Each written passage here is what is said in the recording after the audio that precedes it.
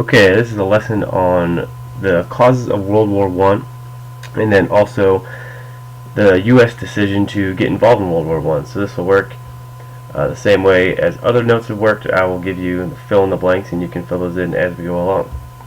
So we're going to look at some of the key causes of World War One, which starts in Europe. One of them is industrialization.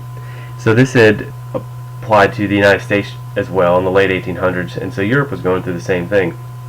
All sorts of new inventions, the rise of steel, oil, and all these countries have to deal with these new sorts of technology that the United States is.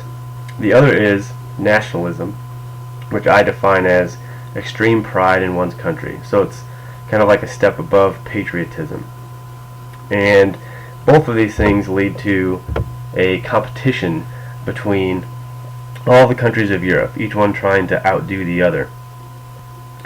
So industrialization, nationalism, two of the biggest causes that kind of set the stage for World War One in Europe. Probably the biggest cause is a system of alliances. There are two alliances, so it pits two sets of countries against each other before the war starts.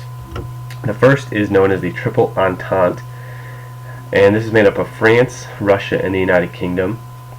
And the other is the Central Powers, or the Triple Alliance, which is made up of Germany, Austria-Hungary, and Italy. This is what those countries look like on the map of Europe. The Triple Entente in yellow, Central Powers in pink. You have the neutral powers on there. Italy is actually, on this map, considered part of the Triple Entente. It started as part of the Central Powers and then switched halfway through the war, which started in 1914, to the other side. The key event that set all this in motion, the two alliances were what's kind of known as a powder keg. So everything's kind of set for something to happen, we just need something to set it off. And so the assassination is what does that. In June of 1914, the heir to Austria's throne, a guy named Archduke Franz Ferdinand, he visits the city of Sarajevo, which is in a neighboring country of Serbia. Now Austria-Hungary and Serbia had tensions between themselves, and he kind of goes there on a visit to the capital. On his visit there is a terrorist group known as the Black Hand who had planned to assassinate him, and the man that actually does it is Gabriel Princip, who kills actually Franz Ferdinand and his wife as well. Here are some pictures of Franz Ferdinand and his wife Sophie, and that's Gabriel Princip. That is a mugshot of him after the assassination. This is just a map of how he played it out. There were several attempts of the Archduke, who was shot in a car going through the street. Some people tried throwing bombs at him. Those didn't work. Eventually, Princip shoots him. This is probably the most important part, step by step, of how the war starts after the assassination. Like I said, that's the light to the powder keg that sets all of this off. So the first thing that happens is that Austria-Hungary gives Serbia an ultimatum, which says basically do this or else. They wanted Serbia to go after members of the Black Hand and punish them, and part of Austria-Hungary's ultimatum was that if Serbia does not do this, then Austria-Hungary will declare war on them. And inevitably, Serbia refuses, and Austria-Hungary does exactly that. They declare war on Serbia. So now we have two countries at war with each other. But the problem is these two alliances. That's going to drag everybody else in because everyone has to back up their friends. So after that, Russia, they felt they had to defend their ally, Serbia, so they mobilized their army. It means they push all of the men, materials to their border with Austria-Hungary, kind of to intimidate them. In response, Austria-Hungary's ally, Germany, told Russia to stop its threatening acts, and also asked France, who was part of the Entente, to stay out of it and to be neutral. Russia and France both refuse, and Germany really takes the step to make this war bigger, and they declare war on Russia on August 1st, and France on August 3rd of 1914. Finally, as Germany is attacking France, they pass through Belgium, which was neutral. The problem with this is that Belgium had an ally in Great Britain, and so then that drags Great Britain into the war, and they declare war on Germany. So we go from two countries fighting, and the system of alliances dragging everybody else in.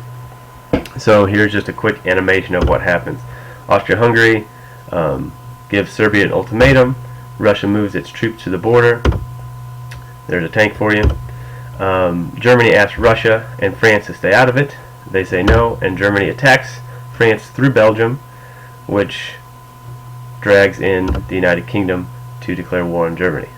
I know you're amazed by this. Alright. So my question to you is, after all that, who was responsible for starting the war? Something to think about.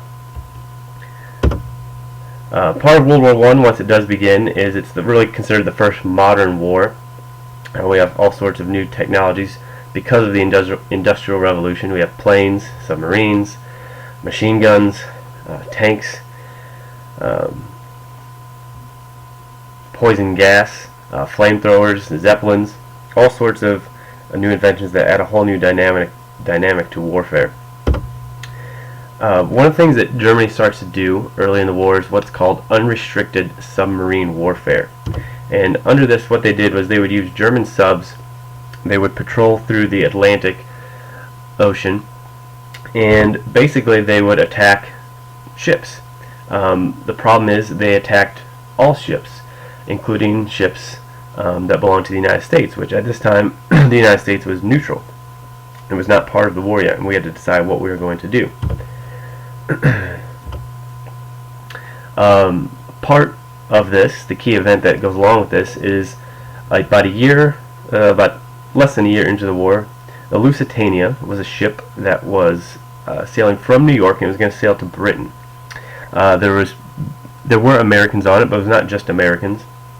The notice there that you see that warned people that if you were getting on the ship, that unrestricted submarine warfare was going on, and there was a chance that the ship could get into danger. So people knew that. There were also speculation that there were materials on board that we, the United States, were giving to the United Kingdom or Great Britain to help them during the war.